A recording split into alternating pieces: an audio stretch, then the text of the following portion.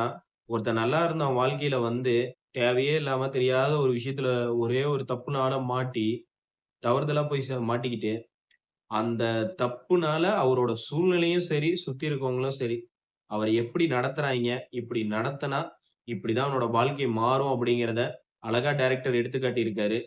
இந்த இந்த விஷயம் வந்து சூப்பரா பண்ணியிருக்காரு உண்மையாலுமே சொல்லணும்னா. ஓகே. நம்ம வாங்க ஸ்ட்ரெய்ட்டா வந்து வெப் சீரிஸ்க்குள்ள போயிருவோம். இது வந்து பார்த்தீங்கன்னா, சீசன் 1 தான் விட்டுருக்காய்ங்க.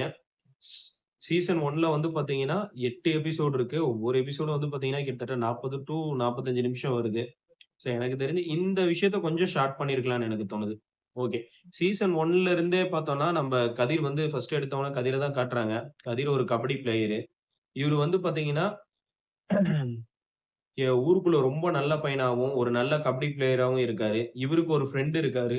இவரும் அவரோட சேர்ந்து கபடி விளையாடக்கூடிய ஒரு பிளேயர் தான். இவங்க 2 பேரும் சின்ன வயசுலேருந்தே ஒரு நெருக்கமான நண்பர்களா தான் இருக்காங்க.